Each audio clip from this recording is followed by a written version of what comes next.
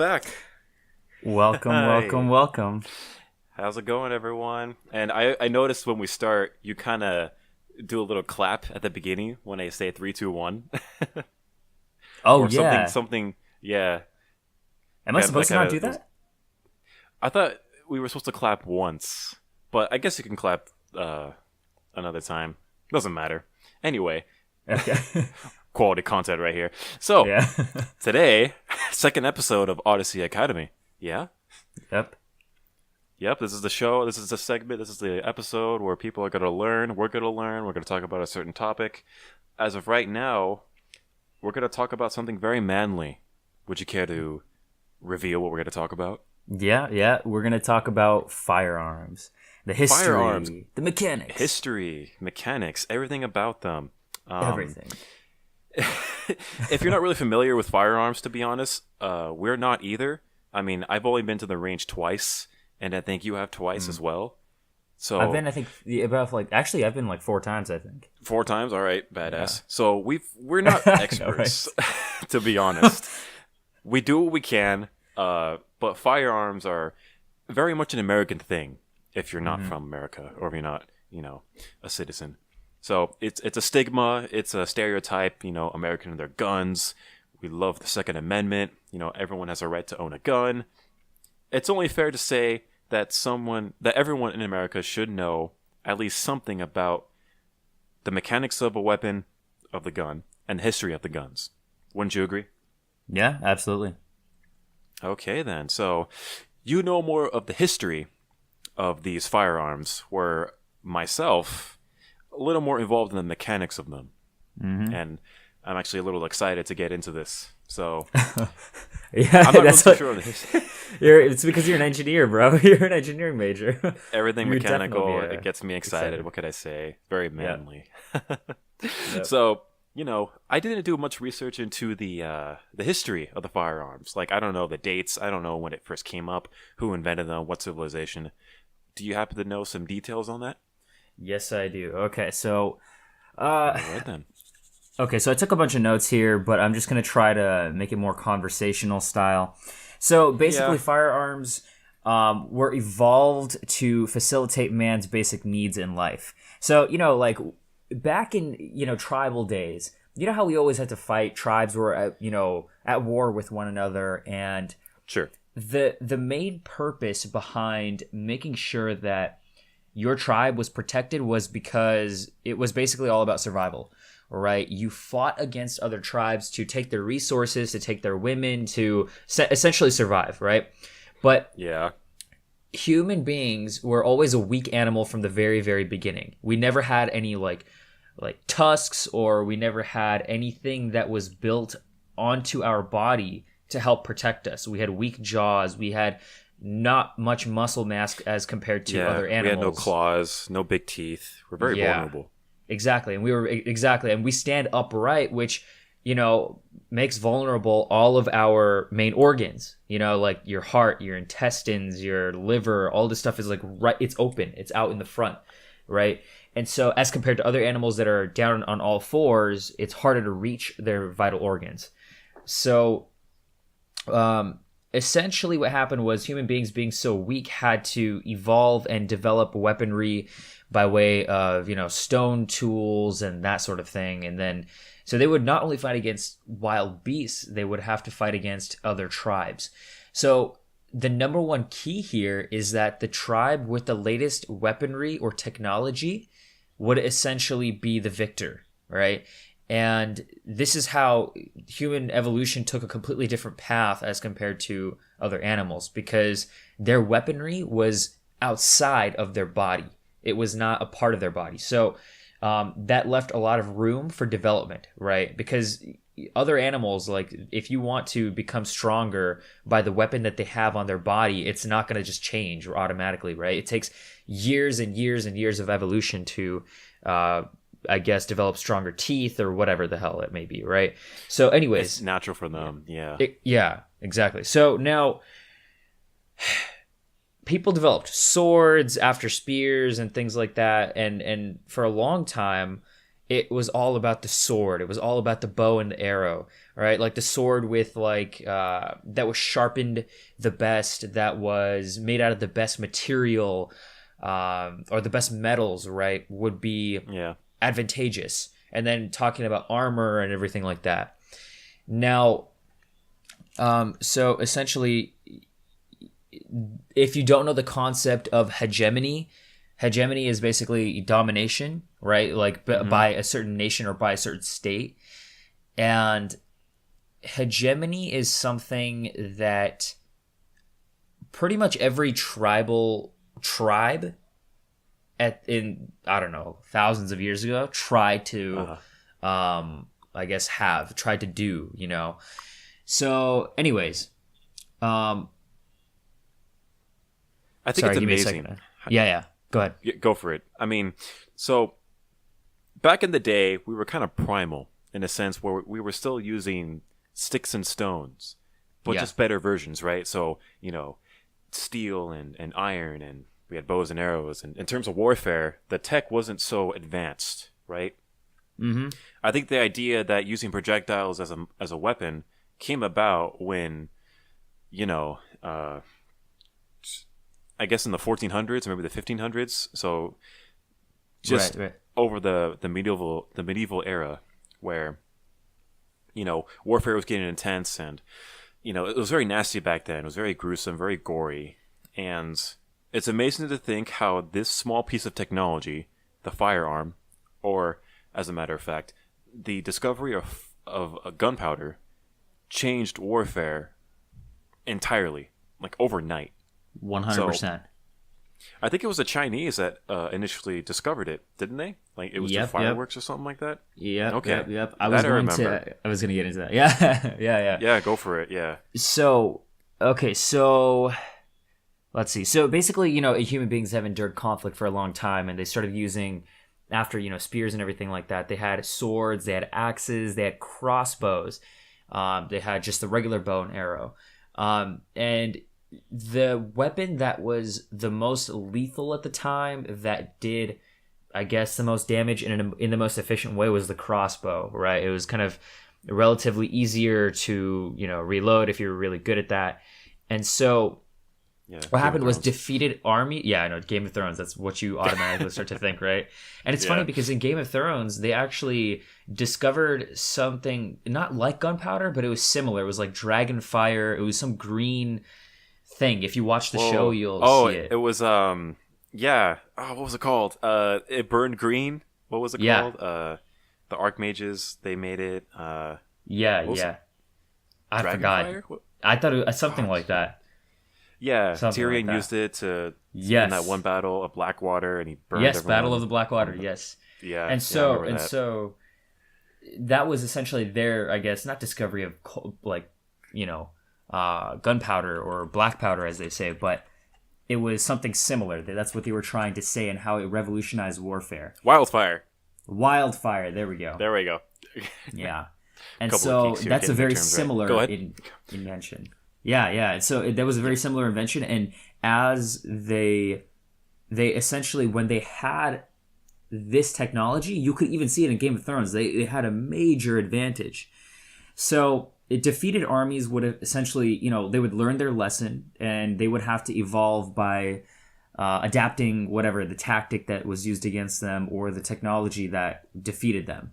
And so every single time, let's say an army was defeated, they would adapt their technology, and then maybe they had the upper edge.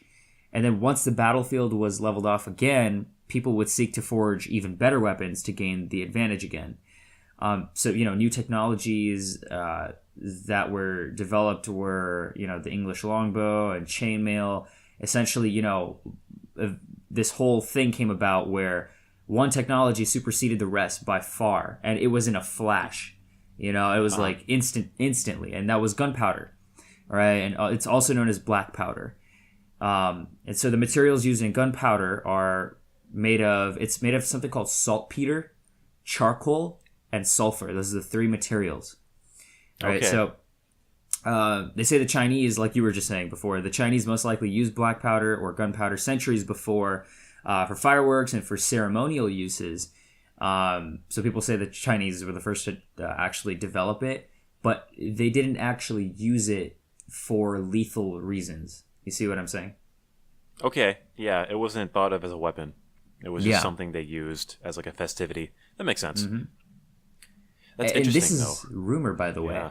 This is still It's rumor. rumor, so we don't even know 100% whether it's true or not. We'll never know. Yeah, Mm-hmm. that's interesting. Yeah, I mean, Yep. who initially thought that this could be considered a weapon? Right? That discovery must have been like insane. It must have been just like a a great historical mark or moment in history. So this Yeah. idea that you can launch a projectile at another object and it would end up potentially harming that object. You know, that it sounds really simple, but I'm guessing back then when they discovered it, they're like, "Dear God, this is amazing. I We need know. to report this immediately." And then Yeah. history is made. Crazy to think about. But 100%. as far as the history, do you know when like the exact date when firearms became like a normal device to be used? That's difficult to say. I don't know about the exact date that like Okay. it's like there's no like official date. Here's the thing. Some people decided to stick to firearms and some people decided to stick to, the crossbow and the longbow and that sort of thing because when it was first developed, the firearm was so primitive. It was so hard to use that it was actually inefficient to use. It did a lot of damage, but it was not like your typical handgun today. It's not easy to use. It's like, and I'll go into Yeah. like the details about it. But so they say the first official use of black powder came in 1260 AD. So I mean, obviously, we say the Chinese used them decades before or centuries before, but Yeah. there was no official record of that. But this is just speculation, right? So the 1st official use came about in 1260 AD, and then the first weaponized use of black powder came from something called a millimeter cannon. It's essentially a cannon. And then the first Okay. illustration Makes sense. of and then the first illustration of a gun came in 1400, where if you see the depiction of it, it's essentially a soldier firing one of these weapons, and so these simple weapons they looked simple, right? They looked simple, but to operate them was very difficult. And I mean, I'm going to get into that in a second. But one thing that we do notice if we look at guns historically is that they are so heavily decorated. They're extremely heavily decorated. Actually, I was I went to New York City about 2 months ago, actually. And we went to a museum called the Met. Right, I think it was the Met. Okay. I forgot the exact name of the museum, but it's one of the major museum in New York City, right? Yeah. So there was a whole room full of these ancient guns, and you would not believe how decorated they were. They looked amazing, actually, way better than the guns today. But obviously, we're not going to spend all this money on heavy decoration or anything like that. I'll probably find like a few images online, and then we can put that in the link in the description, or like we can link it in the description. What do you mean by decorative? Do you mean like they were very flashy? Yeah, 100%. Like, Okay. because think about it, the only people who actually had access to guns back then were the richest of the rich, right? Like the kings and the people who were actually the ruling class, the aristocrats, right? So it was sort of a status symbol also. And so it was not just heavily decorated just for pure decoration. It was also sort of like all the mechanics that went into the operation of the gun back in those days. It needed to be heavily decorated. So it needed to have all those little like kinks on the gun, and I'll get more and more into that a little bit on how it used to be and how it evolved over history. So they had certain various projectiles that were put into these firearms to launch them. What's funny also is, it's as a side note, grenades actually have little sharp projectiles in them that launch in all directions. It's not like a like something just blows up. You know, people think like, oh, I'm gonna throw a grenade like in a video game or something, right? And then you just Right. hear like an explosion, but it's not just an explosion. It's not the explosion itself that kills, right? It's the little projectiles or the little things that are in the grenade that fly in all directions that kill. I remember telling you that, to be honest, and you were like, "What, really?" Yeah. It must have been People you. think it's Okay. like, I was yeah, like, it's I like, don't remember who oh my told me god. that. Okay, yeah, I remember telling you that, to be honest, because people think like Yeah, it's an explosion and it's like a ball of heat that burns you. yeah, Mainly, I don't think that's what causes it to be so dangerous. It's a bunch of shrapnel and a bunch of projectiles within the grenade that yeah. really harms, people around it. So, You know, I think we were watching Band of Brothers when he told me that. oh, really? Were we? Okay, good show, by the way. Were Yeah. we? I think we I were, think to be so. honest. I think so.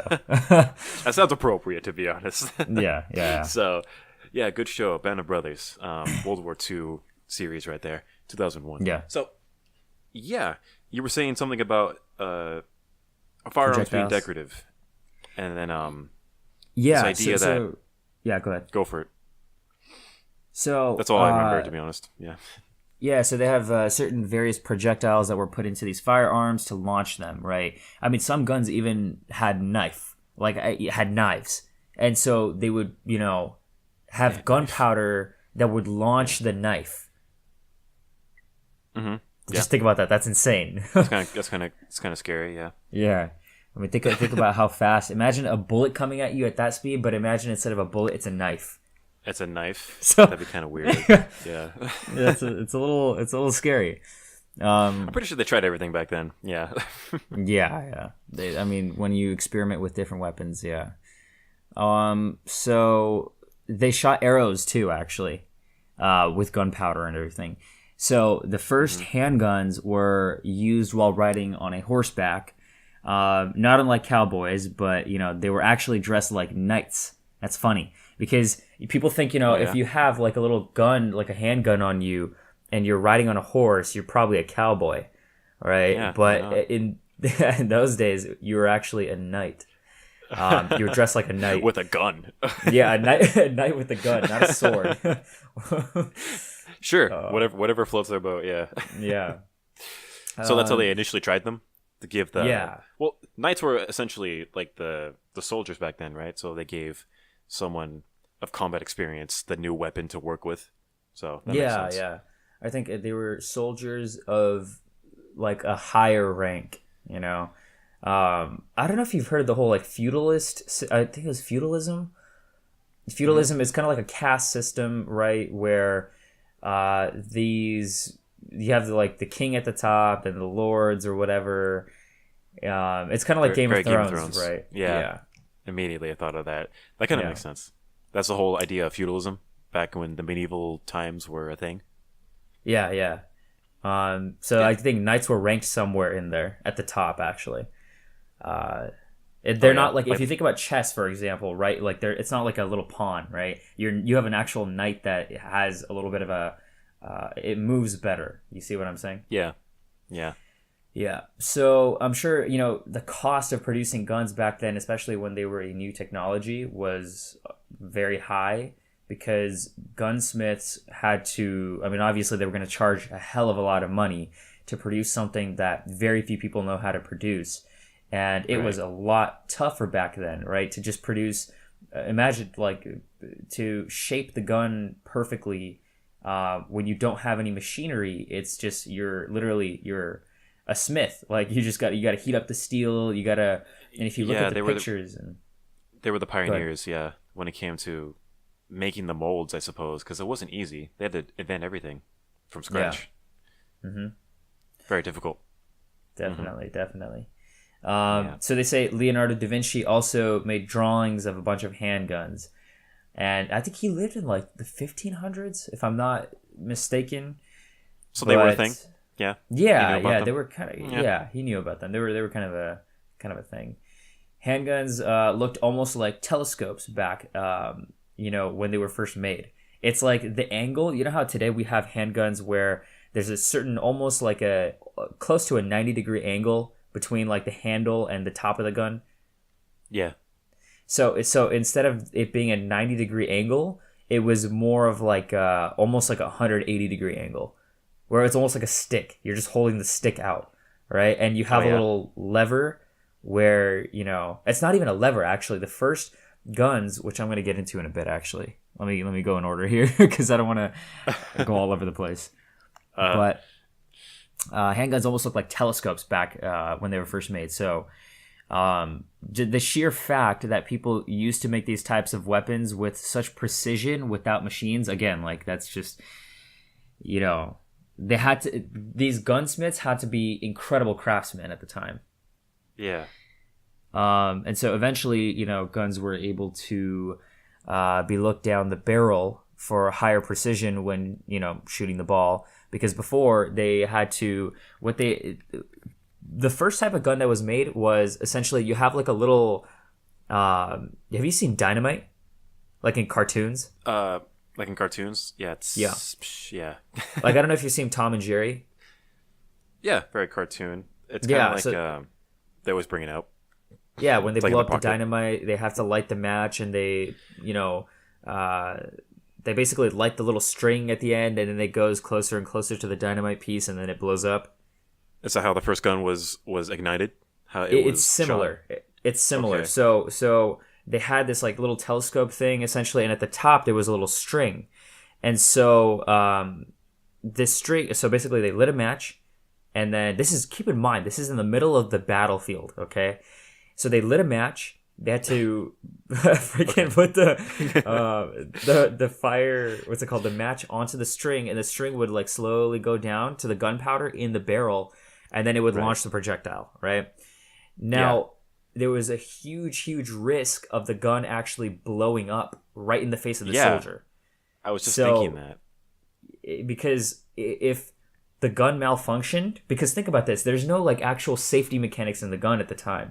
Right? At the time, it was just, hey, we have gunpowder and we have projectiles. And then we have a little barrel that's going to shoot use the gunpowder when it blows up to launch these projectiles. So there's no other, I guess, safety mechanism or anything like that at the time.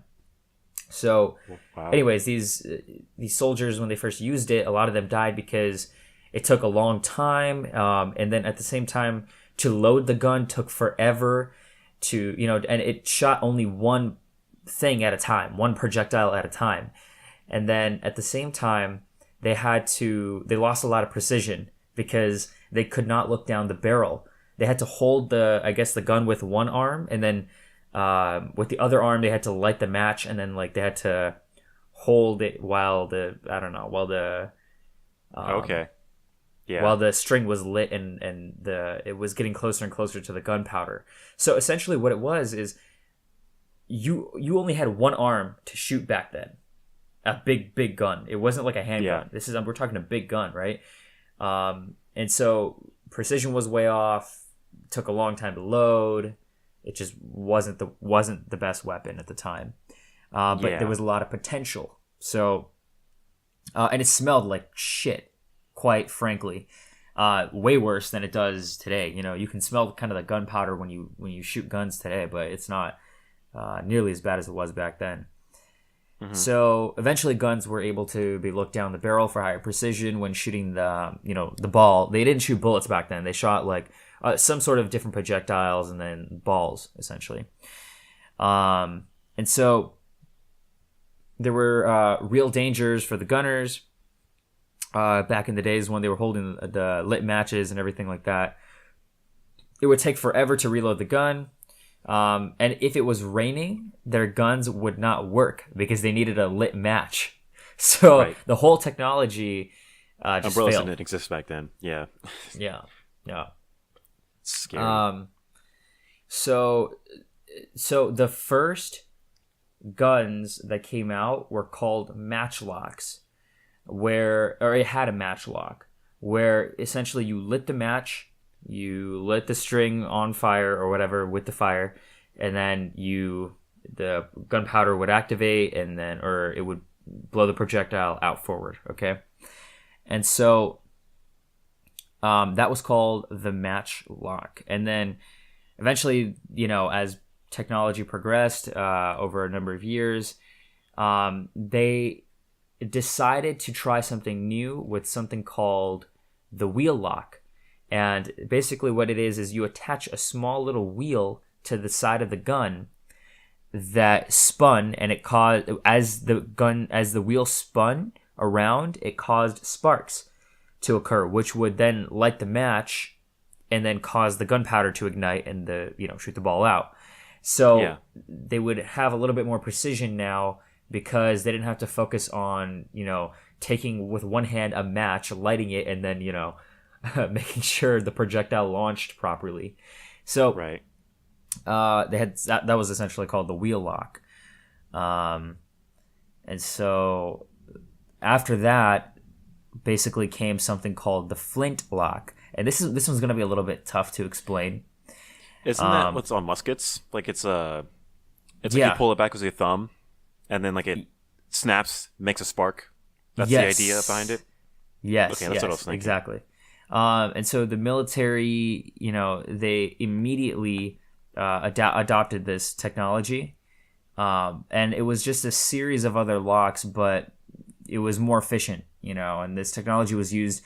This technology it went from the match lock to the wheel lock to the flint lock between 1400 to 1580.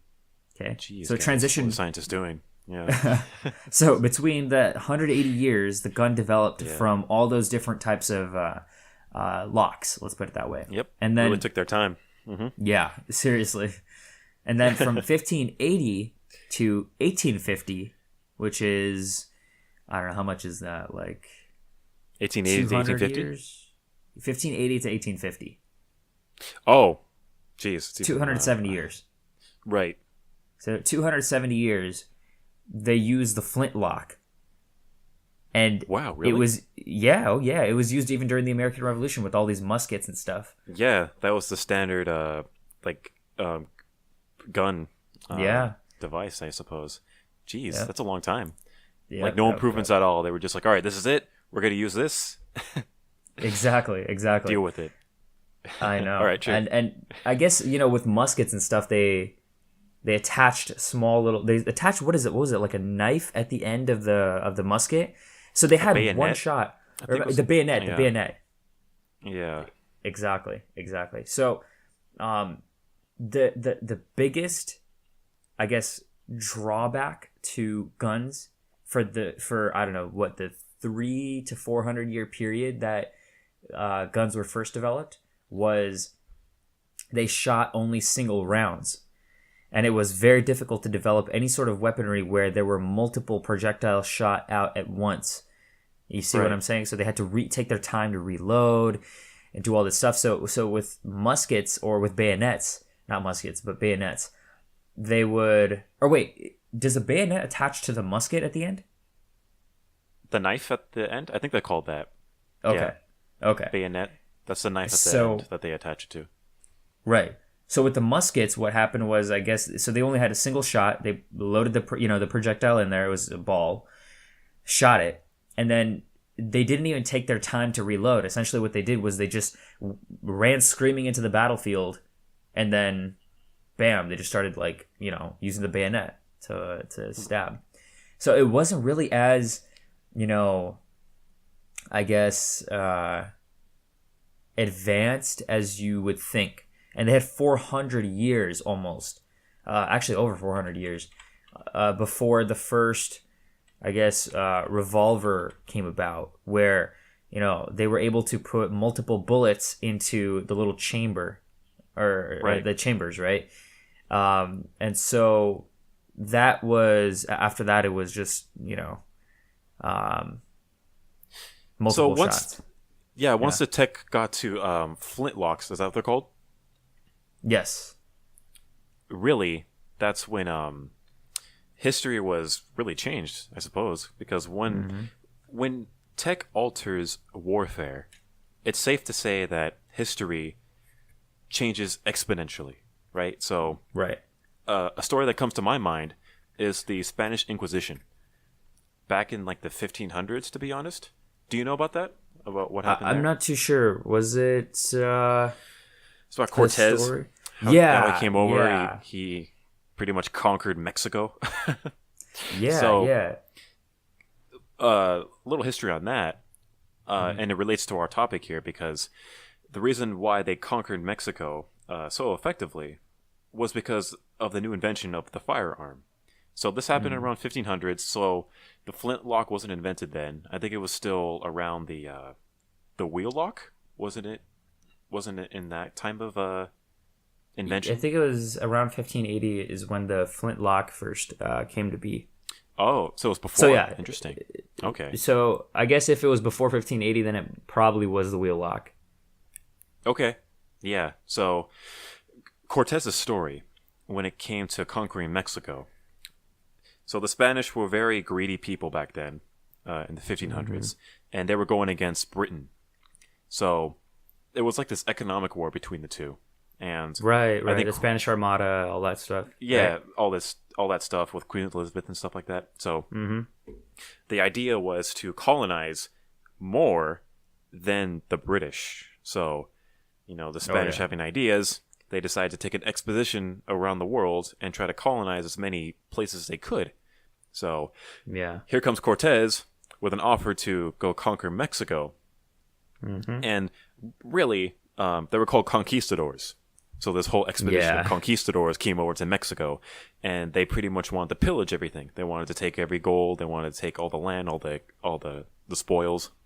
So little did they know, though, that Mexico was already populated with these, I wouldn't say crazy, but there were these tribes that were a little scary. You were talking about the Mayans, the Aztecs. These are tribes that actually practice sacrifice on a daily basis. So Wow. these tribes were no deal. They were no joke. Yeah. So the Spanish come over, they discovered these tribes.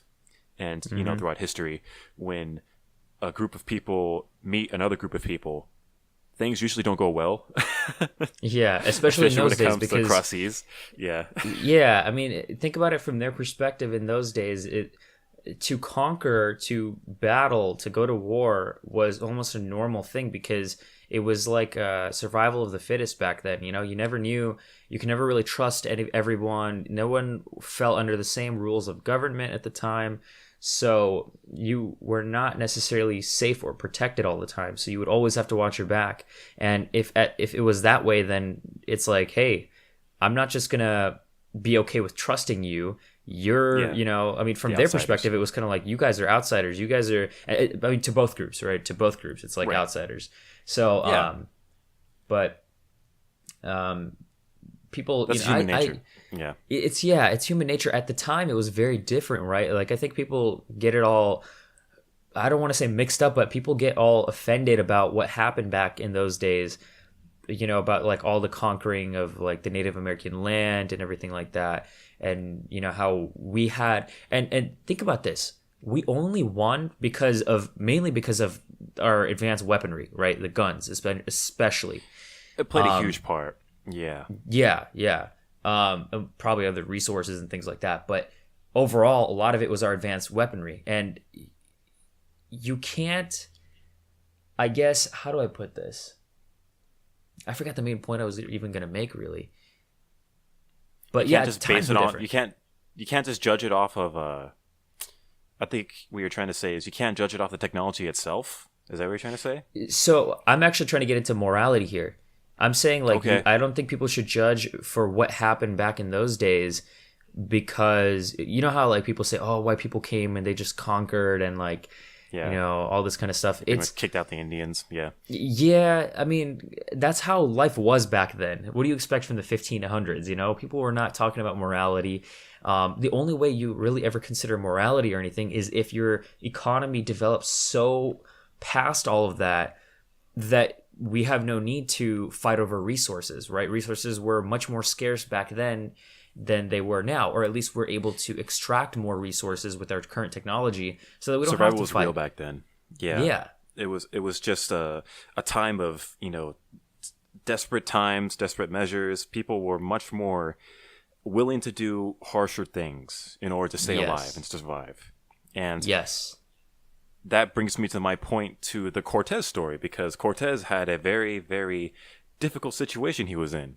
So the conquistadors came over, and then they realized that these tribes, they were outnumbered, and so this was going to be pretty much a fight for survival. So they had no I other think I know where you're choice. going with this one. Was it the Yeah. story from the 33 strategies? You're right. Yeah. Go ahead. Tell it. I love that story. That's a great story for this one. So, in the book by Robert Greene, 33 Strategies of War, Cortez's conquest was such a historical story that it was told by Robert Greene in his book. So the story goes, the conquistadors came over and they encountered these different civilizations, right? Literally these different kinds of cultures, and they were just astounded, and they were astonished by how they lived. They were sacrificing people. They were savages, basically. They practiced all these weird rituals. And, the conquistadors, they were, for lack of better words, civilized people of that time, right? So they understood, I don't know, were they a monarchy? I'm not too sure. No, they were Catholic. I know so. that for sure. I think so. They had a Spanish king, right? The Spanish king, They King did, Philip. actually, King- yeah. I think it was King Philip II or someone. King Felipe, during I the think. 1500s. Yeah. I think so. But, so, my point is that they were civilized people. They followed the king, so they understood hierarchies. And they were also religious people. So they were members of the Catholic Church. And, back then, the Catholic Church was a very powerful institution. So these conquistadors come over, and they pretty much experience all these tribes, violating their religion, right? They did all these things that were wrong, and they did all these things that were considered, heretics, and that they were just, savages, and they were people that could never be considered human. So, with that being said, there's definitely a difference between the conquistadors and the Mayans and the Aztecs and all the other tribes that were there. So, Cortez comes over with his expedition, and they want to pretty much bring back to Spain as much gold as they could, right? Because Cortez promised, I think it was the king, that he could bring all this gold, and he could pretty much, bring Spain's economy to the next level.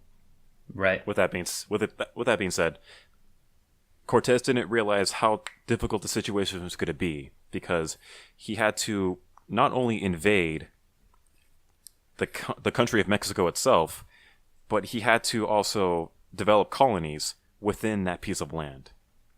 So Yeah. this is a very difficult conquest, a very difficult campaign. But what made it so possible was their advanced technology, which is our topic of this episode, firearms. So back during the 1500s, the Spanish were a very high-tech civilization at the time. So they had access to this technology of firearms. They understood gunpowder, they understood projectiles. They bring that warfare tech over to Mexico, and they pretty much create they develop one of the greatest campaigns in the history. I know that for sure. Right. And Right. connecting this to the book that we read, 32 Strategies of War, Cortez had a different mindset. So he literally had to convince his expedition to stay and to conquer the whole, or to pretty much defeat all the tribes in Mexico. Yep. So this is known as the death ground strategy. And that was the strategy he followed. And the synopsis of the strategy goes like this. If you're ever in a situation where, you're very desperate and there's no other way to pretty much succeed at a certain situation, that you have to develop this mindset where it's all or nothing. So it's a desperate chance, or it's a desperate swing to success. So you literally focus on nothing else but your goal. And the death ground strategy pretty much initiates that it's either you succeed or you die. And that's how harsh it gets. And that was how harsh it was back then when Cortez came onto the land of Mexico. So following that type of strategy, they ended up becoming so courageous and so motivated that they ended up having a successful campaign. Yeah. But with the use of the technology, of course, that helped a lot. Yeah. So basically, you have to force yourself into a situation where it's like, it's either you either make it out or you're pretty much gonna die. Life or And death. so yeah, life or death. And so I remember in this, it was basically that Cortez just he sunk some of the ships, so they couldn't go back to their main base, which was I think in Cuba or something like that. Yeah. And so that was the death ground. Essentially, you're gonna have to make it out if you want to live. You're gonna have to fight these tribes and essentially defeat them. Right. And so all of a sudden, these soldiers, just spark of life came out of them. You know, when your back is against the wall and you have to survive, crazy types of energy just comes out. You know, and if you have no choice but to make it, you're probably gonna make it. It's a very amazing human thing that happens, to be honest, because it's not only do you become desperate, but you become increasingly motivated to succeed. And that's exactly what happened when it came to the Spanish conquest of Mexico. Yep. But there's more military details when it comes to the tactics and the strategies that the conquistadors used with their firearms. But Right. pretty much the invention of the use of the firearm back then in the 1500s advanced civilizations like no other, right? So it helped civilizations out a lot back in the day. Yeah, and throughout history exactly. as well. But Exactly. yeah, that was back way back when. Way back when. Yeah. So yeah, I mean, so essentially the biggest problem we had with weapons, with firearms back in the day was that they only shot single shots, you know, and after the single shots, the soldiers would go up to the other soldiers and then beat them with the guns, you know, and that's all they could essentially do. Sometimes they would have bayonets, so Sure, yeah. literally that's all they could do, you know. Well, that developed into a new type of warfare style in general, right? So when it came to the flintlock, the British, and I think even in Napoleon time, they had this different approach to war in general, right? Like there was Big time. regiments they would create and they would line up and then they would act like as a single unit and then they would all like fire at once or something like that.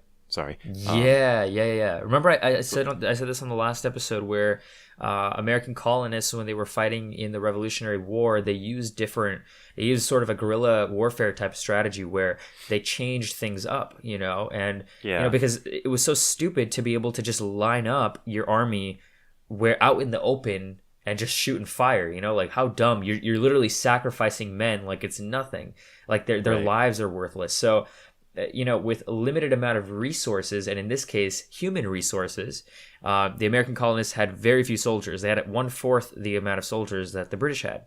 So how do you win with 1/4 if you're just shooting each other and killing each other right in front of each other, you know? So they would essentially hide behind like bushes. They would ambush them, have different attacks where like, you know, and especially keep this in mind, like the British army was during that time the strongest in the world. So tough, man, tough, but warfare was different back then. You're absolutely right. They had to adapt. They had to change.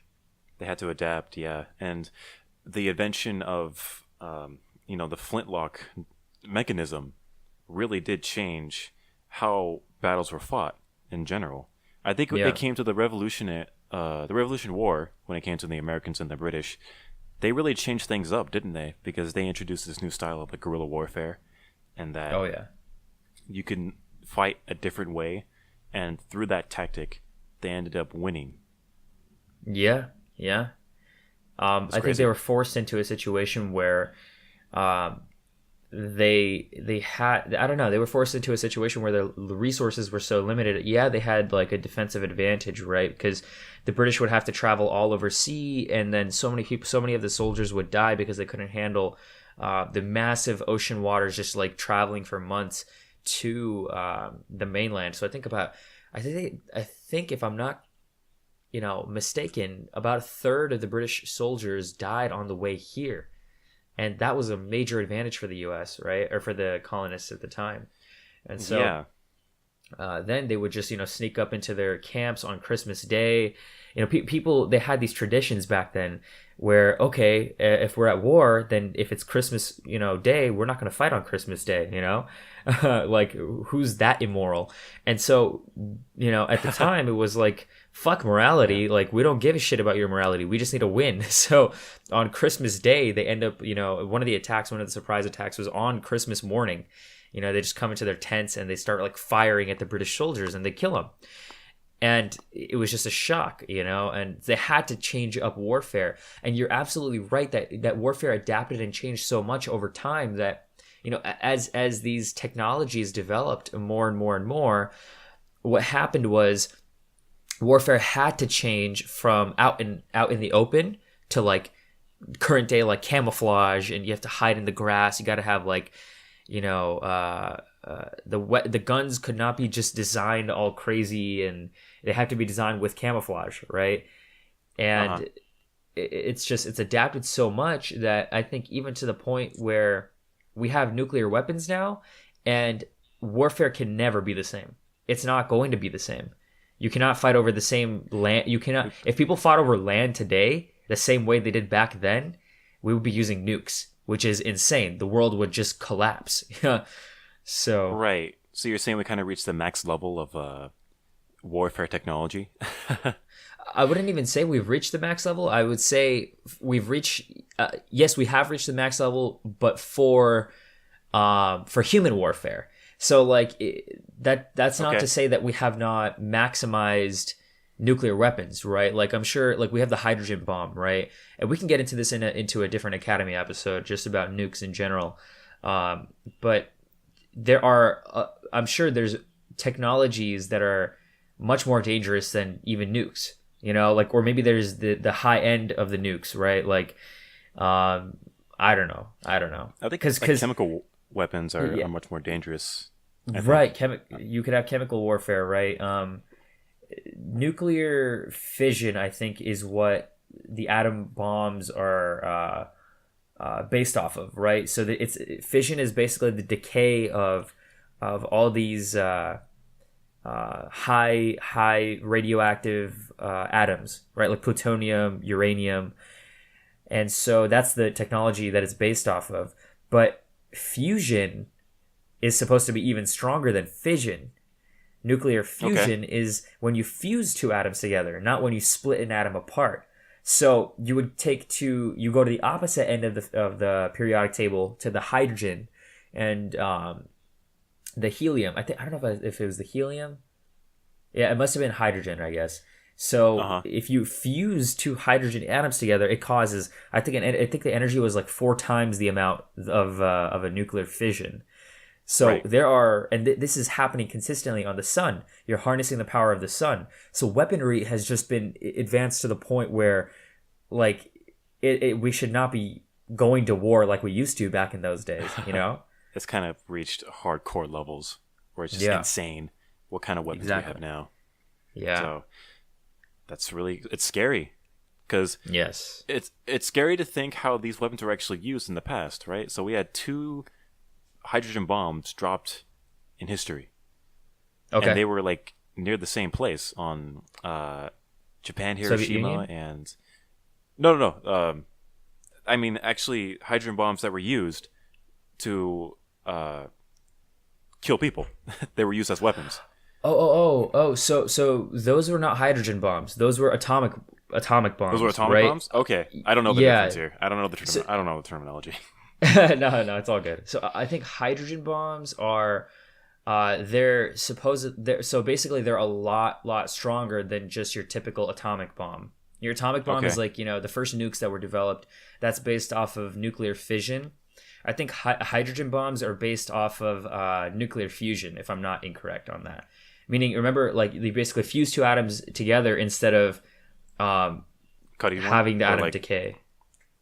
Okay. Yeah. I mean, so, dude, you know what's worse. funny? Quick side note. Actually, we'll talk about this in a different Academy episode because there's so much to go into, like, nuclear weapons. There's so many facts that people don't know about. But just quick side note, there were over 1,000 nuclear tests that happened in our history so far. which Right. which so many people are shocked by. They're like, "What? We only thought 2 nukes were dropped." No, dude, like thousands were dropped, and they were dropped all over the world. Namely, a lot of them on the U.S. mainland in Nevada, where the Oh U.S. yeah. military they set up camp. And if people play like Call of Duty Black Ops, right? There was a map called Nuketown, and that Uh-huh. was a little. So what they did was they created little houses back in those days in Yeah, Nevada. there's like footage of it. Yeah. Yeah, where they wanted to test the damage and see how far away, if a nuke was dropped, where it would blow up the house, or whether what kind of impact the house would have on it. Right. So And they actually have film of this where it's just like demolished, like in an instant. yeah, it's It's scary. scary. Honestly, it's is. it's terrifying to see the kind of damage that a nuke can do. Yeah, people should want to avoid nuclear warfare. Yeah, it's no joke. The science is pretty deadly when it comes to that kind of Yeah. warfare. But going back to a different type of warfare. So Yeah. after, I think, the 1800s, like after the cowboy days, or even during the cowboy days, the tech behind firearms began to improve, right? Like you ended up having revolvers, and then, there was even some rifles with some, cartridge capacity, so you didn't have to like, put gunpowder into it and, reload Yeah. after every shot. So over time, firearms became better and better. Yep. Do you have anything to add to the cowboy The days? history? Yeah, just around that time. There wasn't too much besides the revolver. The revolver came about soon after, and that allowed to put more rounds into in the cylinder, and this sparked more of a redesign in the weaponry. And I mean, that was it pretty much. After that, the weaponry just started to change, and after this era, the gun in general started to completely, like, the redesign and the change in it began to increase rapidly. The change in technology came about more and more rapidly, and I'm assuming it's because there was more information being spread and easier access to information, that sort of thing. Right, and I think it's just what caused that type of redesign was the Industrial Revolution, I think, when it came to production being improved, and that you could improve your factories and you can improve the metalworking processes. So when it came to that type of era, it's safe to say that technology across all domains improved over time. Yeah. So, automobiles, firearms, you had even like home appliances, you had, buildings, things like that. Airplanes, mass trains. production of steel, which led to high skyscrapers, and just the whole 20th century and the whole 19th and the 20th centuries were insanely just. It was, if you look at human civilization, you go back to the beginning of human evolution, like 2 million years ago, and you're here today. It's like a rapid, like, if you look at a chart, it will just go way up. If you talk about it's pretty clear. Yeah. Yeah. If you talk about like human life expectancy, just technology in general. So. Fun fact, actually, going back to the revolver, it's more dependable to have a wheel gun. That's for lack of better terms, a revolver, than an actual standard handgun in today's terms. Because when it comes to a revolver, it wouldn't jam as much in respect to a handgun. Because the handguns have a special mechanism in regards to the clip. So the clip itself holds bullets, but there's always a chance in your rate of fire that the bullet can actually get jammed within the chamber, because the magazine is constantly applying pressure to that chamber. So there's always that small chance of a bullet not being correctly aligned into the chamber. Whereas in a revolver, there's one slot for each individual bullet, right? Yeah. So you can spin it and it will line up perfectly with that one bullet in unison with the chamber. Just a little fun fact there. If you ever want to buy a very dependable gun, a revolver is usually the best kind to go with. But yeah, and they show the handgun is like the most common one nowadays, right? In like movies, most mass-produced. And, you know, Yeah. it is mass produced. Yeah, exactly. like in James Bond, John Wick, they're always using like a special handgun, like the Glock 24 or the Glock 26. Yeah. That's the usual gun to go to. But since we're getting to the mechanics of the firearms right now, I think I'll just go on a tangent here in respect to the actual physics when it comes to a firearm. So, Sure. just to get everyone on the same page, we know that a usual gun and a firearm is considered to be a projectile motion device, right? So you have this small device, or you have this small pellet or object, and you're projecting it across a certain amount of distance, right? So, in respect to that, there needs to be some sort of force or some sort of massive amount of energy to project that type of object throughout that distance, right? So, I was trying to understand how bullets go at such high speeds, right? So you have bullets going from 390 feet per second to 1,200 feet per second, sometimes even 1,500 feet per second. So in miles per hour, that would be like what? Like 400 maybe, something like that. I'm not too sure on the conversion, but it's pretty fast, right? Right. I think even some bullets, they break the sound barrier. Oh yeah. So, Sound barrier, I think, is Mach 1, right? And that's like, what is it? 1,100.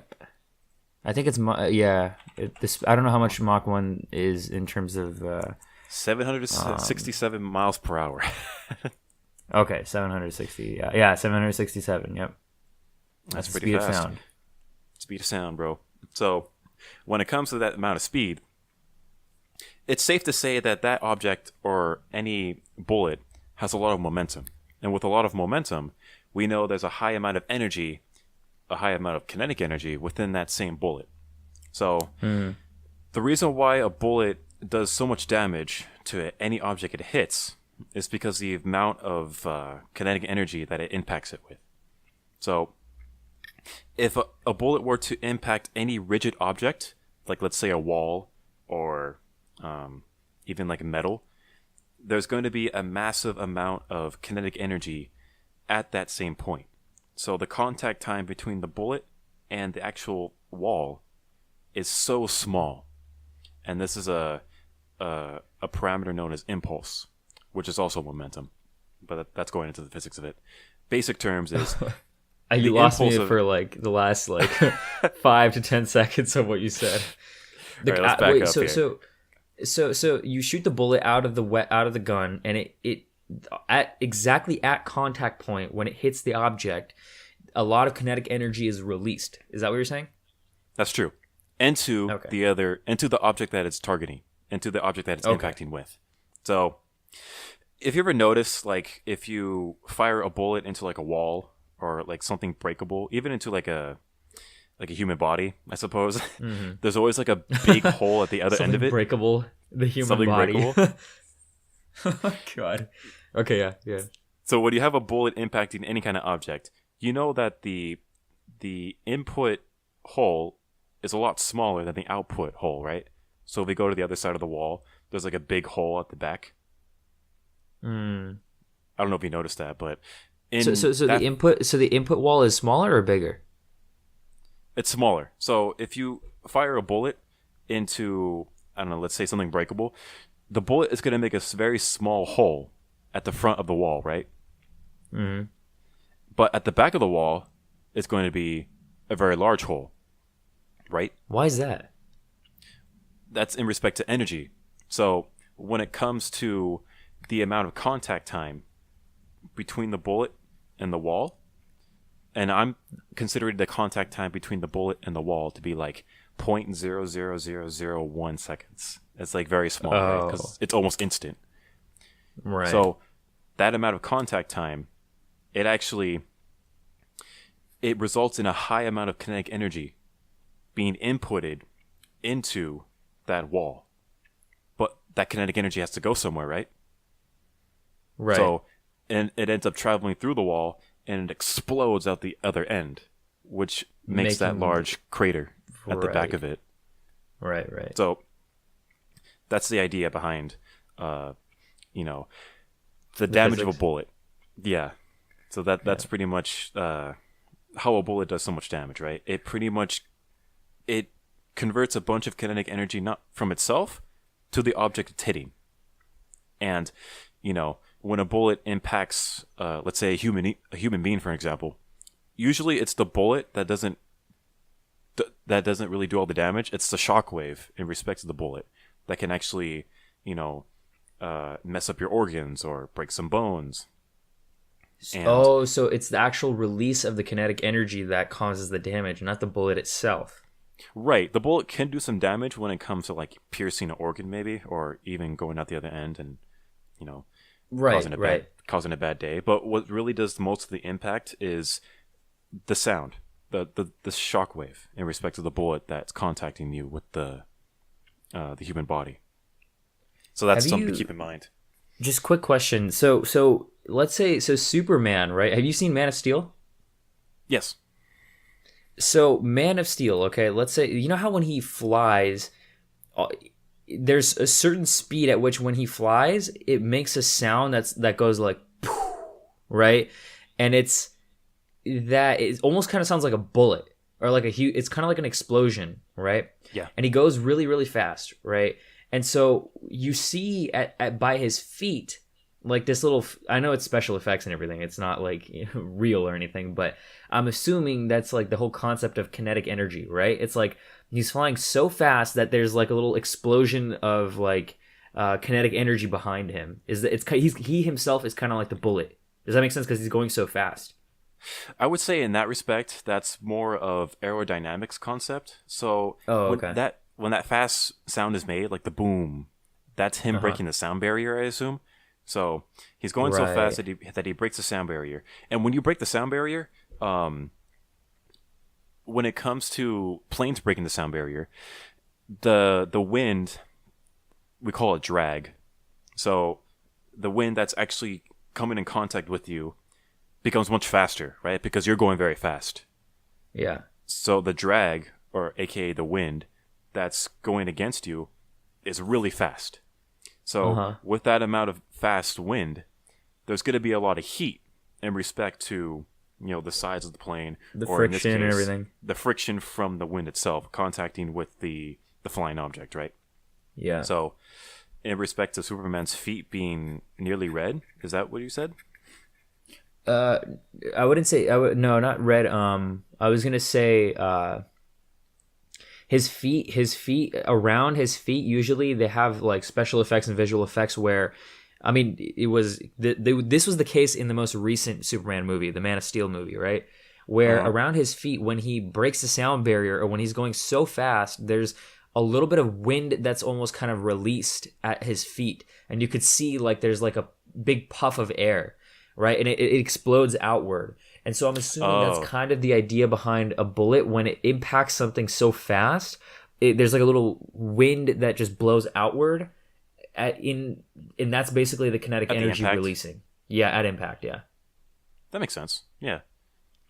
I kind of forget the visuals on that, but that makes sense. So, going back to the idea of the mechanics behind the gun.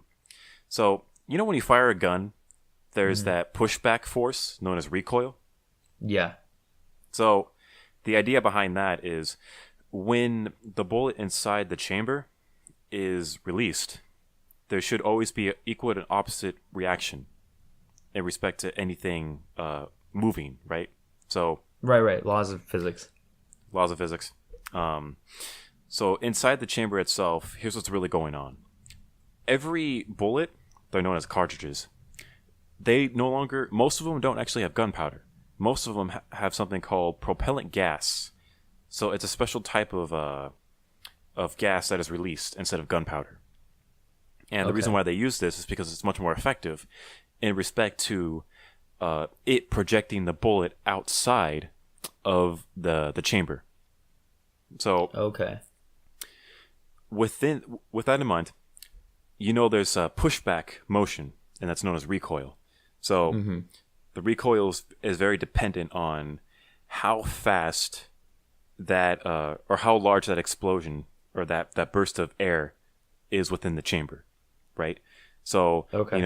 recoil within a handgun is kind of large in respect to recoil within like a rifle, perhaps.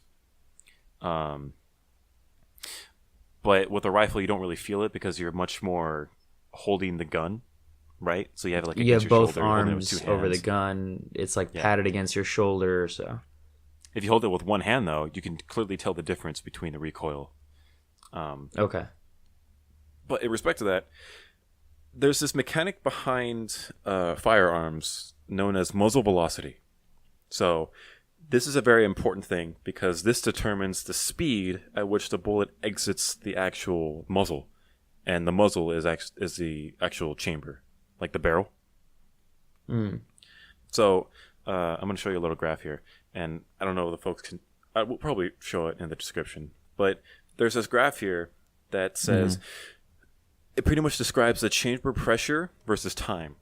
So within the barrel itself, there's a large amount of pressure being applied to the bullet, and this pressure is ultimately causing the bullet to actually exit the muzzle.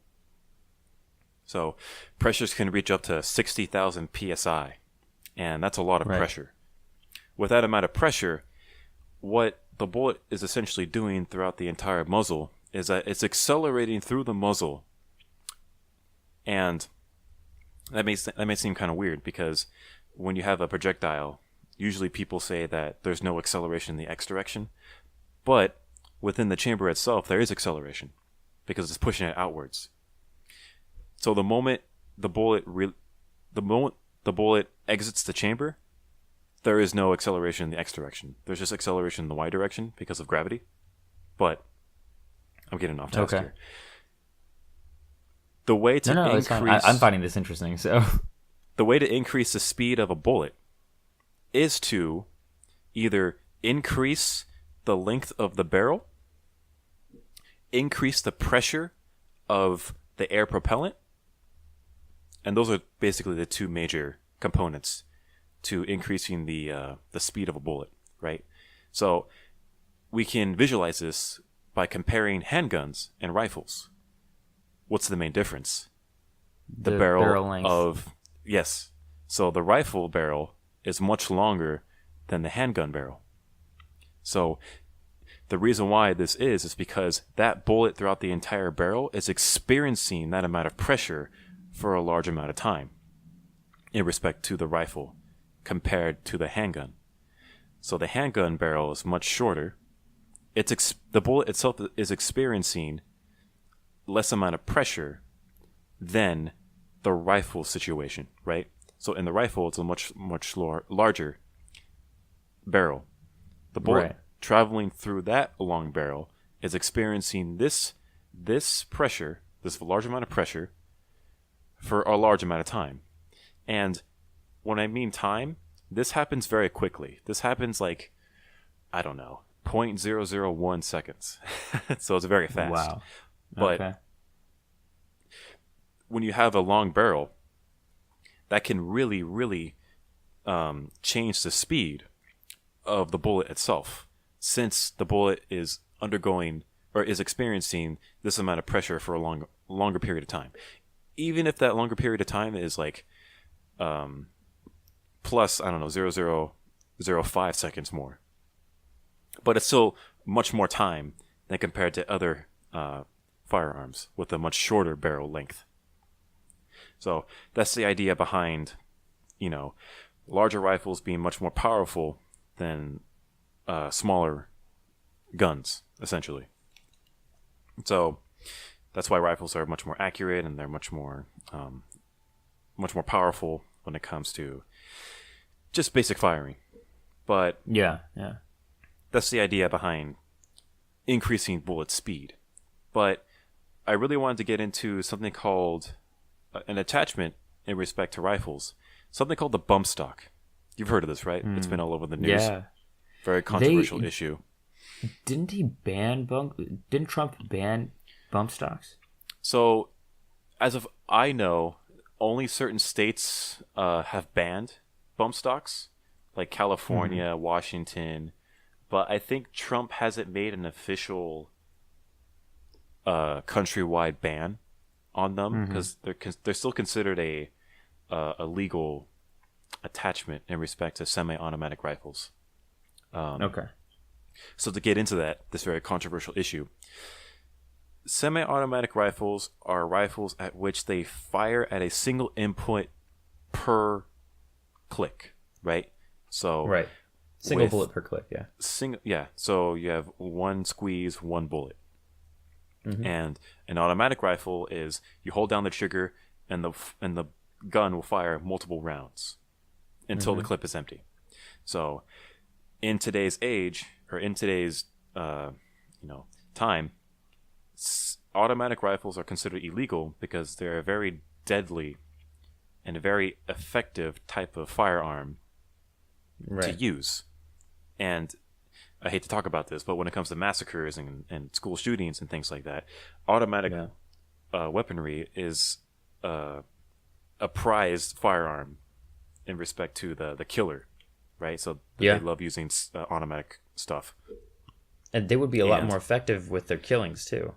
It would be. It would ultimately increase the amount of killings exponentially. So that's the idea there. And their mindset there is they're not really worried about accuracy.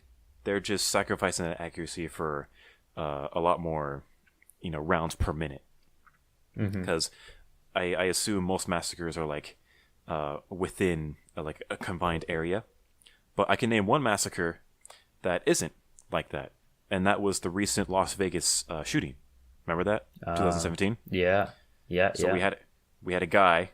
I forget his name, but who cares? We had a guy who he camped out at I think it was like the 20th floor of the Mandalay Bay Resort and Casino Hotel.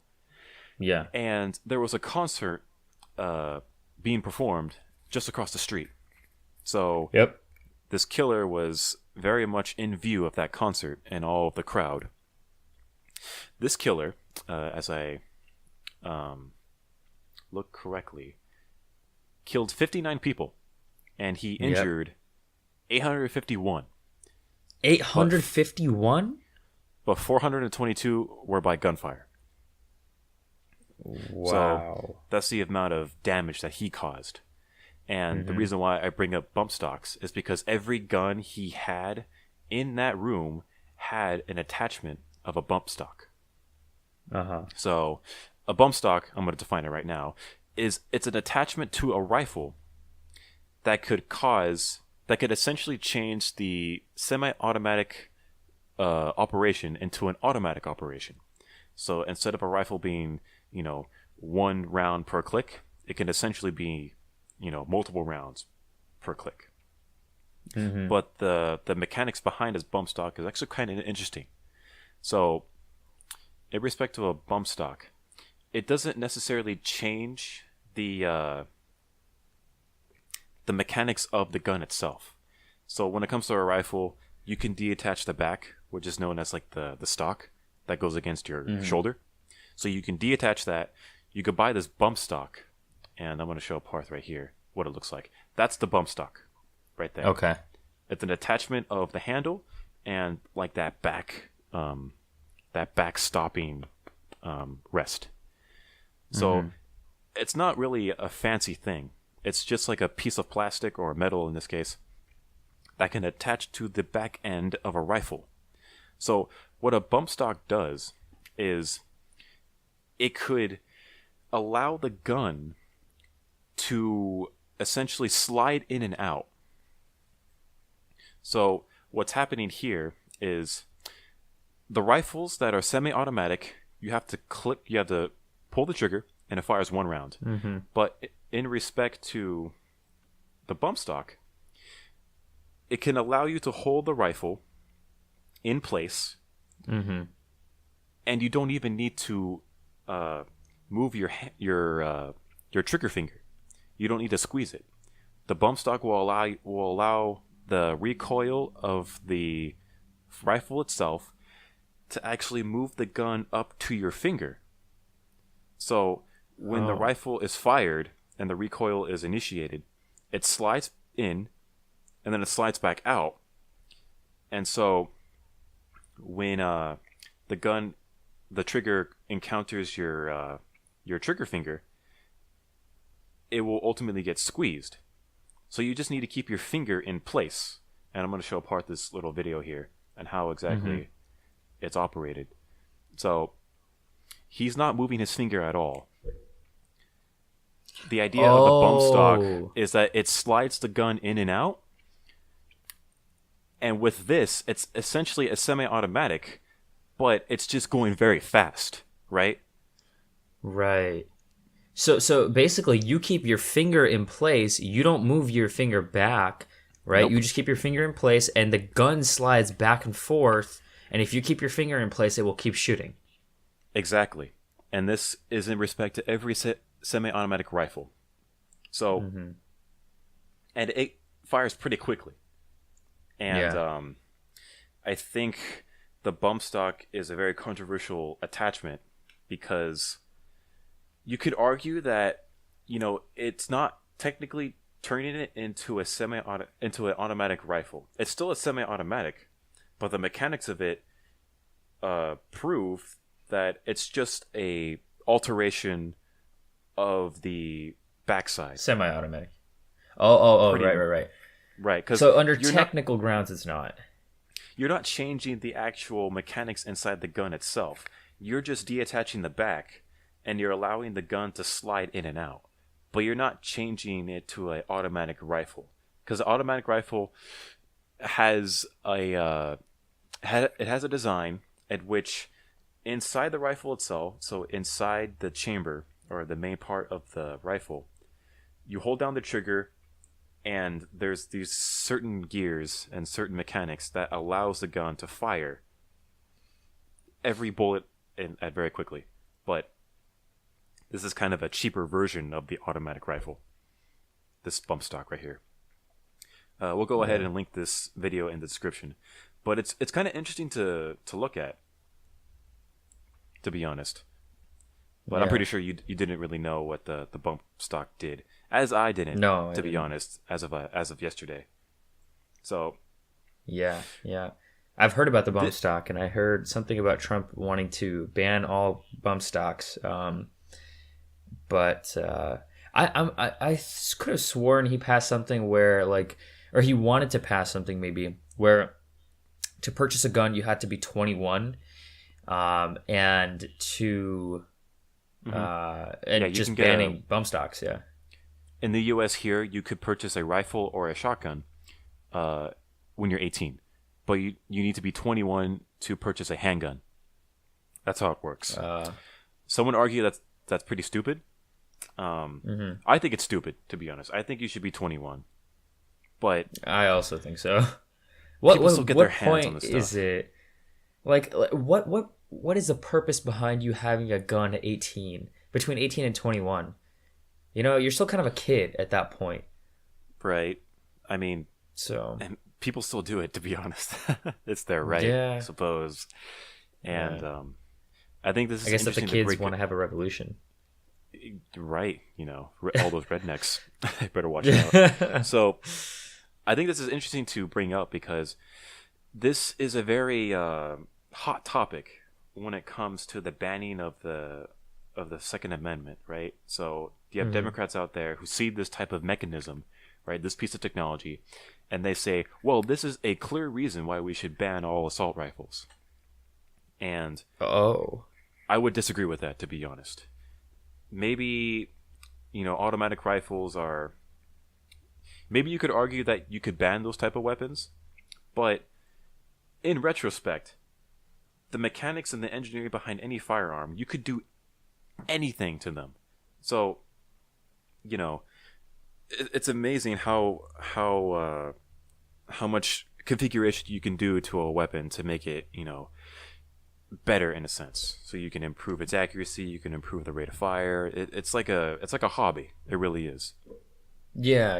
Anyone who's played like Call of Duty, or any sort of like gunfire, anywhere, first person shooter game, they'll Okay. know how many different attachments you can put on there, like rapid fire. You can put on. I mean, these are some of the attachments that the military might use, but Yeah, um, I was going in respect to the actual hobbyists, what they do, so they can like right. attach. I think it's kind of similar, right? You can attach different scopes. There's So many, different barrels you yeah, can use, and you can even configure the actual mechanics of it. But yeah. I really wanted to bring this up because, in respect to the Las Vegas shooting, this individual at the Las Vegas shooting had, I think, 13 of these type of guns, right? So he had 13 guns like this. So he was Mm-hmm. locked and loaded. Wow. And I'm pretty sure this number could have been a lot higher, the number of deaths, Yeah. if people didn't respond. But you know what's scary? I remember when this happened, and there was actually a man who recorded the outside of his apartment or his hotel room, Uh huh. and he just recorded like audio, but the video was still showing up like the hotel. It didn't show the actual person firing. Killings. Oh, Yeah, okay. he didn't show the killings or anything. He just like started recording like off in the distance, like in the sky, but you can hear the Mm-hmm. audio. It is without a doubt 1 minute of just pure firing. It was just like a solid minute of just bang, bang, bang, bang, bang, bang, bang, bang, bang. It was just consistent, and Wow. that scared me, to be honest. I was like, oh my god, that's that's like a heavy machine Seriously. gun. He's literally killing people, and Mm-hmm. when I heard that video, I knew this was going to be a huge thing. And I think this shooting actually, it really made people think about the Second Amendment. And Oh, that's kind of 100%. Yeah. yeah. I mean, It, even it's crazy because so many soldiers will go into the military, and the sort of trauma that they go through when they're in their hands, they have a death machine that's like, it's way worse than anything we've probably seen in the public, and they use it in wars. Is People, a lot of these soldiers, they come back with PTSD because of a lot of things that, not just that they've seen, but the things that they've actually done, and they don't realize, wow, I can turn into it's a trauma. complete It's monster. like PTSD when they come back. Yeah. It's the idea of the military when you first enter it. They brainwash you, Yeah. for lack of better words. That's what they do. My mom even told me this because she was in the army. What they do is Right. they drill you into this mindset that you're nothing, and they drill you to the point where the only way you can have some hint of success or some sense of acknowledgement is if you become a killing machine. Essentially, Oh my god. it's kind of scary to think about because when it comes to being initiated into the military, you are prepared for war, right? You're prepared for a type of activity that pretty much is against human nature, right? Yeah. It's kind of scary to think about, but people wonder why these veterans come back with like PTSD, and who can really blame them because they went through this intensive training. They were Seriously. deployed, and they experienced things that no person should experience. Yeah, seriously. crazy to think It's about. funny. It reminds me. I was in a fraternity back when I was in college, and they had something called Hell Week, where at the very end of when you're pledging, they put you through this intensive military-like training, where they make you, just like you said, it's essentially the same thing. They make you feel like you're nothing, and that the only way to have some sort of success is to follow their orders completely. And so the people would literally stand in front of you like they're like your commanders, and you're a worthless piece of shit, and you have to do all these push-ups, and they drill you all night long. And it actually, we had one of the brothers of our fraternity, the guy who was pledging with us, one guy, he just gave out. Like, one guy passed out. Another guy, he started crying at the top of his lungs, and he started screaming, and he was like, fuck you guys, like, I'm done with this. And he lost it, like, and people, they're not necessarily able to handle a lot of this stress sometimes, and I don't know, it's crazy, but yeah, that's just, it's insane to think about. Their personalities completely change after PTSD, you know? Yeah, and I think this type of behavior, this type of treatment, only the masculine of men can really survive that type of experience. Seriously. It's such a dehumanizing process. Yeah. You go through the military. You know, yeah, go on. Go. I wasn't going to say anything. It was so I remember when I was in that process, the only thing that was really pushing me through it, and I did decently well in that stage, I remember, and the only reason was because it was a weird thing, I don't know, but it was almost like you have to call out an angry side of you. And I know it sounds weird, but it's like when they're drilling you all night long, it's like the only thing that's going to keep you going, that's going to give you lasting energy. By the way, they were not feeding us water or anything. They were feeding us beer. They were torturing us essentially, right? And it was like a mental toughness sort of exercise, right? Where the only thing that's going to get you through that is like an aggressive type of energy, you know, where you just you got to like grit your teeth together. You got to like you got to go into a different mental state of mind. Right. And it's hard to explain exactly, but you have to put yourself into almost like a barbaric state of mind. You know, like if you think about like barbarians, or not necessarily barbarians, but like a very tribal or very, very like primal state of mind where like it's almost like survival. Right. And that like this aggressive energy comes out of you. And I'm sure like soldiers have to go through this when they have this massive adrenaline rush, when they're, you know, they have, again, like I was saying, the death machine in their hands, and they're killing many, many people, right? Yeah. It's I don't know, man. I think you gotta be heartless. Essentially, that's what it comes down to, because people tap into that dark side within them, and yeah, I think Jordan Peterson's words that, you know, the devil lives within every single one of us. We just don't know it. Right. And there comes a time where you're going to actually experience that type of side of you. So when it comes to people in the military, I think what the drilling does is they try to get that side of you out so you can potentially use it. Right. So they try to get that double side of you to the front, where you're always that type of evil person. Because when you're in that state, you know, you become someone very, very, not bad, but like you said, very barbaric, very primal. Yeah. Capable. And people tap into that way. And it's scary to think about.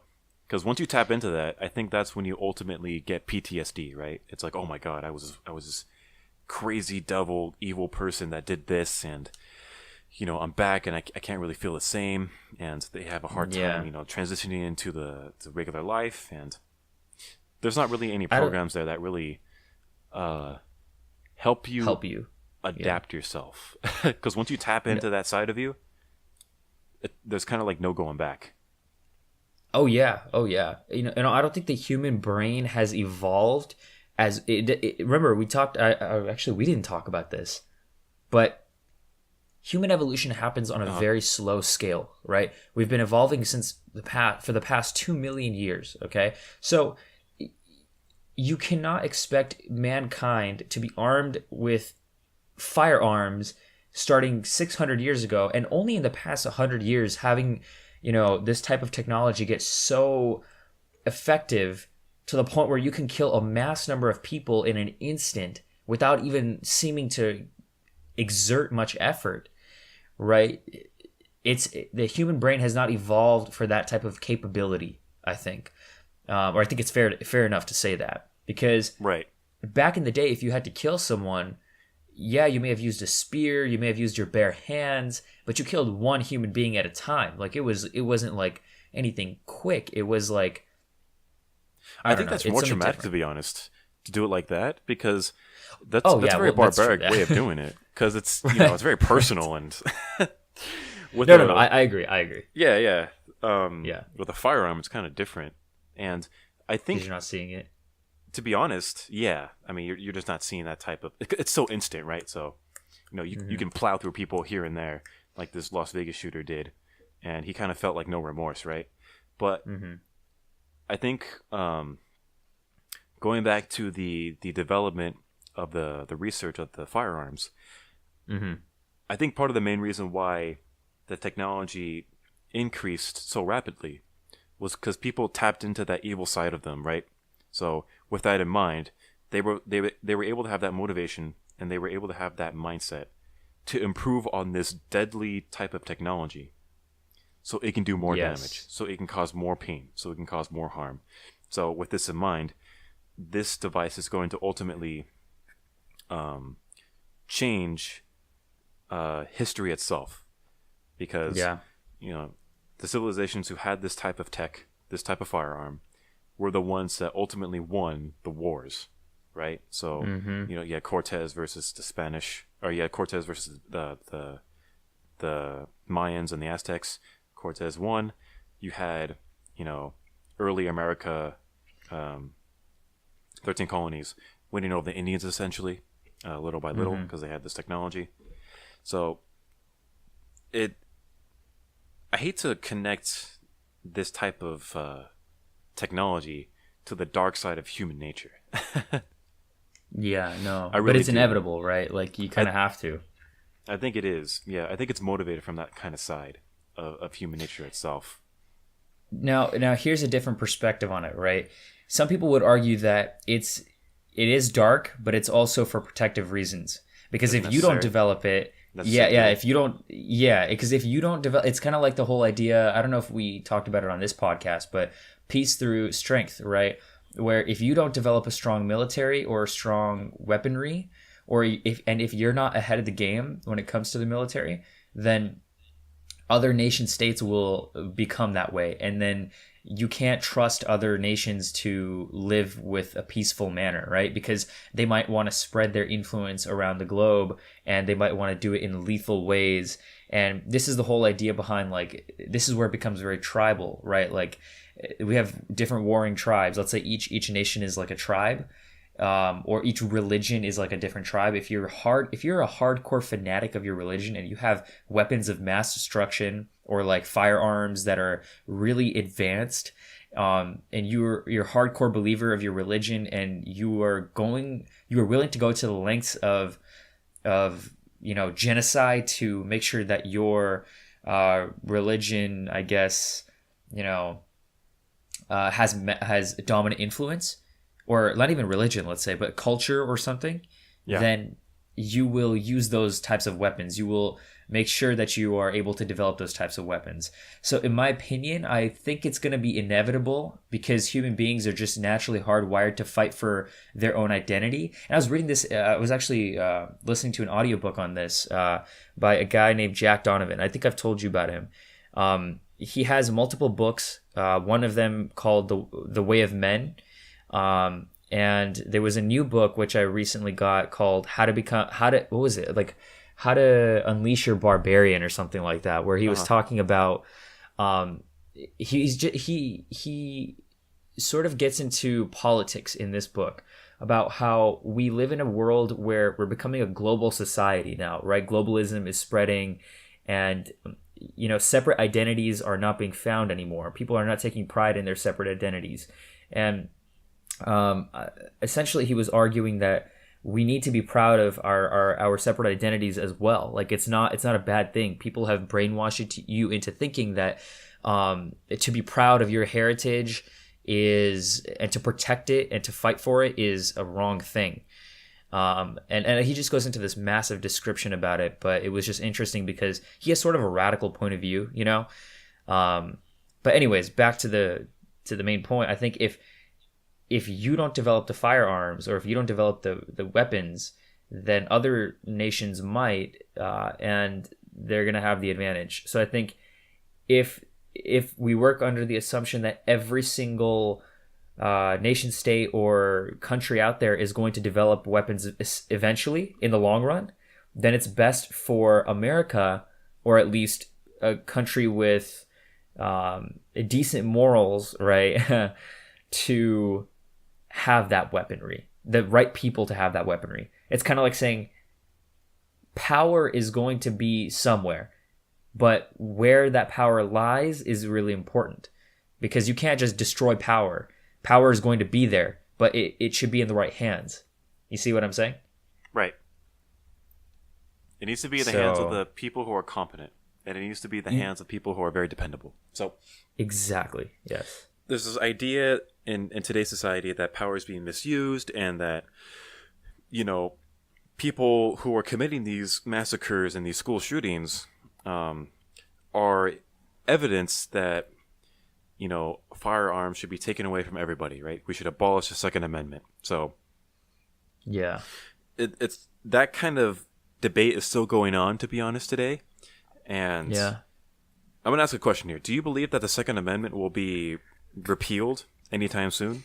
Maybe in the future, in our lifetime? I'm not too sure about that. I want to say no, but I could be wrong.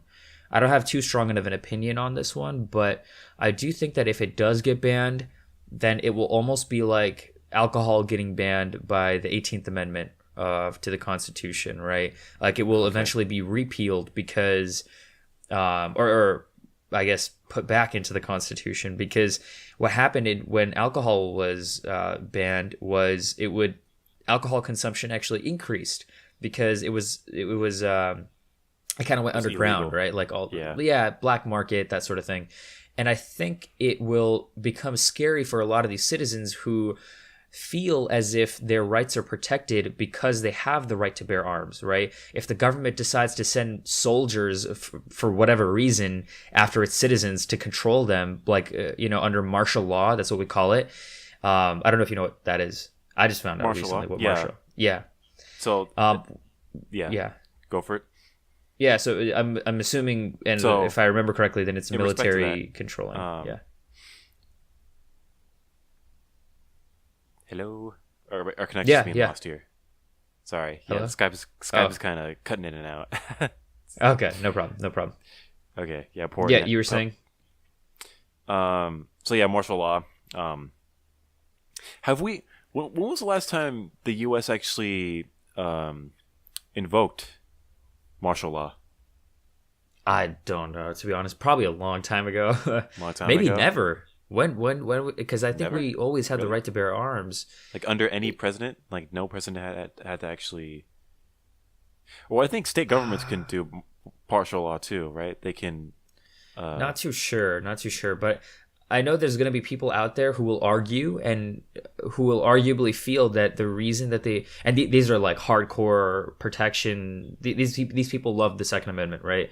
Like the NRA and things like that. So, really. Yeah, where I feel like if guns are banned, then they're going to stockpile them because they're afraid. They almost have like a paranoia that the government is going to come after them and take away all their rights, and they're not going to have any way to fight it. You see, and one of the arguments that was made about Venezuela recently was that they don't have the right to bear arms, and their government is like oppressing some parts of the country or something like that. And people are stupid to give so much socialist power to the government, and not give yourself any power, you the people. In terms of the right to bear arms, right? Like the right to bear arms, the reason it was in the Bill of Rights and initially at the foundation when we first founded the country was because it gave citizens another form of power over the government. You see, now I don't know how relative or that is today in respect to the government, because I'm pretty sure our military has extremely advanced technology compared to just the guns that society or like our civilization has, like our society has, in public, or the public has. But that being said, I think if you ban guns, people are just going to use them more, or they're going to like stockpile those guns somewhere for safety and protection reasons. What about you? I think honestly, there's going to be an attempt to take away the Second Amendment, and it's going to work. And then when that happens, Wow. there's going to be a bunch of outrage in respect to America. So there's going to be I wouldn't say like a revolution, but there's definitely going to be a lot of protests and there's going to be a lot of commotion. Yeah, And 100%. owning a gun, it's a very American thing. And Yeah. when it was first implemented into the Constitution, I think that type of right was necessary because, you know, the America at that time was I think it was very small and there was no federal government. So it really ultimately came to the citizens to protect themselves, right? So it was up to certain communities to create their own militia and to protect themselves with their own firearms. Hence the Second Amendment. So nowadays, some argue that that is no longer needed because we have protection from a bunch of, police departments, and we're very safe. And compared to back then, and it's very debatable. And there's a lot of facts going around here and there. But I think it will reach that point where it will get scratched from the Constitution. Wow. That's kind of scary to think about, huh? One of the amendments in the Bill of Rights being taken away. That's really something. Yeah, but when it does happen, pay close attention to how people react. Oh yeah, people are going to be terrified, or at least some of them. Some will be very Some of happy. I guess some would be happy, yeah, because I think what they're trying to do, people who want the Second Amendment to be abolished, is they want to be able to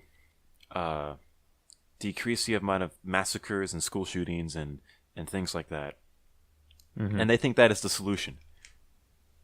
If you ask me, that's not the solution, but they are so fixated on that point that is the solution to solve all these massacres and things like that.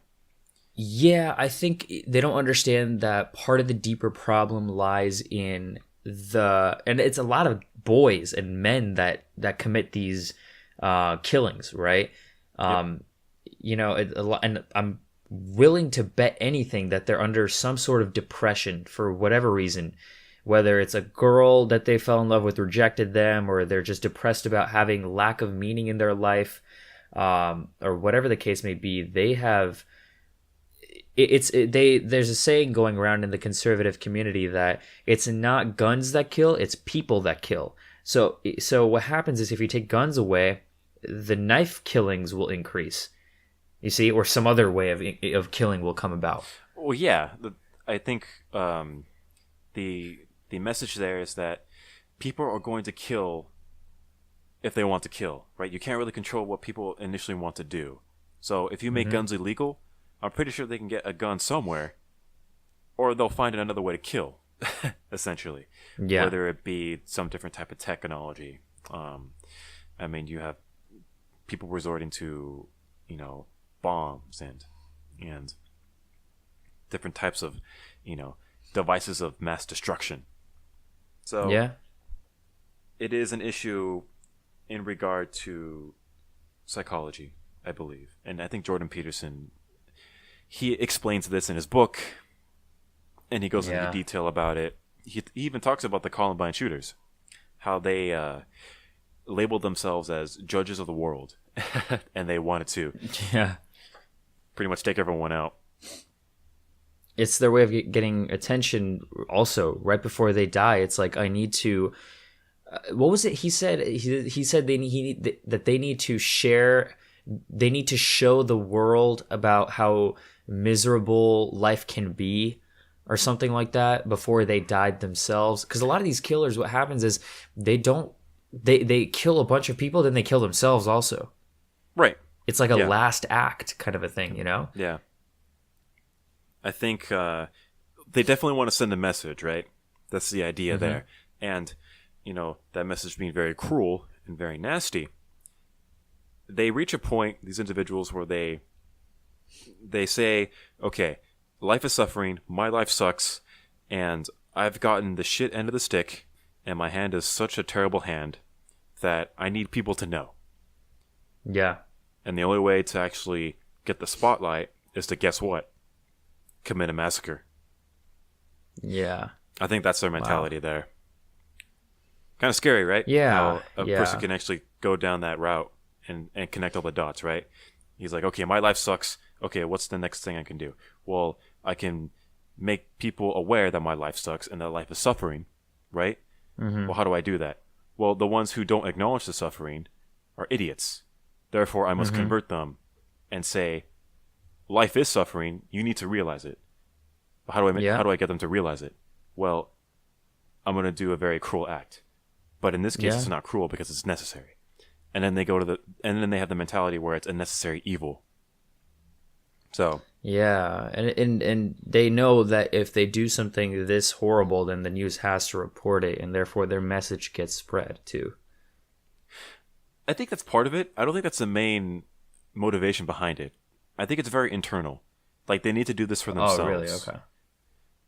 Maybe, who knows? We should have an episode on the psychology behind the shooters, probably, or just that domain in general. Yeah, that'd be very interesting. Yeah. But I mean, looking at the time now, we're coming up at around almost 1 hour and 50 minutes. Yep. I don't know if you want to call it an episode because you're kind of cutting in and out because I don't know what's going on with the internet connection. Oh, I have no idea. But we can call it an episode. Yeah, I think it was a good run. I think so too. We didn't get much into the details of the firearm itself. I mean, there are advancements now, and I know there's controversy over 3D printers. Printing certain parts of a weapon and attaching it to that. Mm-hmm. But if you ask me about that kind of issue, 3D printing weapon parts or firearm parts, they're not always the best part because one, they're made out of plastic, and two, they could have some inconsistencies, and they would wear and tear very easily. But the fact that you could do that causes a lot of commotion. Mm-hmm. So it gets a lot of attention. Yeah. But in regards to anything else about firearms, do you want to say anything? Maybe some facts? Who knows? That's all the research I really did. So far, that's all we did as well. Yeah. I mean. Yeah. Maybe we can have a part 2 to it, or at least put in some facts here and there in other episodes. If we talk about nukes, we can add in some firearms facts in there. We'll get the hang of this, guys. We're still a little new to this type of platform. Especially this educational episode part. So we're trying to adjust it accordingly. But as of right now, this is the Odyssey podcast. We thank you. Matt, Parth signing off. Yeah, Parth signing off, Matt signing off. Everyone's signing off. So have a good one.